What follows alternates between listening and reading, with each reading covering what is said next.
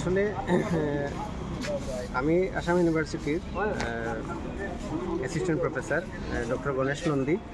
তো আমাকে district icon করা হয়েছিল ইলেকশনে। তো এবার উনি হচ্ছেন মৃন্ময় নাথ, ডিসি অফিসের উনি। তো আমরা প্রচারের জন্য একটা প্ল্যানিং করেছিলাম যে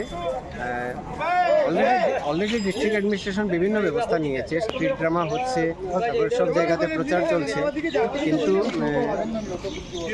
আমরা একটা প্ল্যানিং করেছিলাম যে শিলচর না সমস্ত কাছাড় ডিস্ট্রিক্টের যত শিল্পীরা আছে, কারণ ডেমোক্রেসিতে মানুষের যত বেশি পার্টিসিপেশন হয় ততই সেটা ভালো লক্ষণ।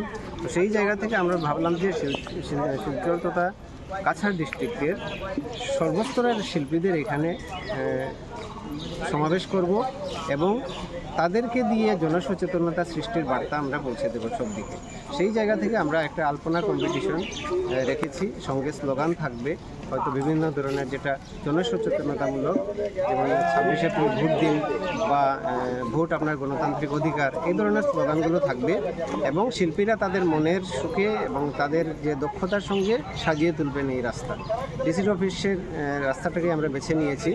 অলরেডি আমাদের ডাকে সাড়া দিয়ে 200-র বেশি শিল্পীরা এখানে জড়ো হয়েছেন।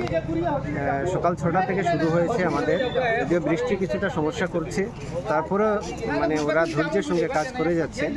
তো সেটাই একটা বড় সার্থকতা যে শিল্পীরা এখানে এক হয়েছেন, সবাই স্বতঃস্ফূর্তভাবে কাজ করছেন, সেই বার্তা ছড়িয়ে দিচ্ছেন।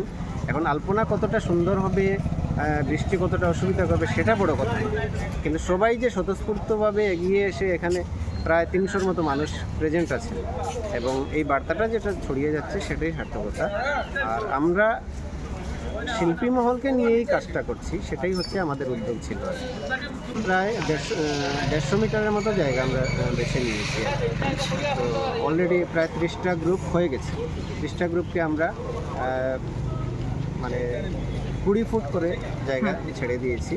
তো অলরেডি সব জায়গা ফিল আপ হয়ে গেছে, কাজ চলছে।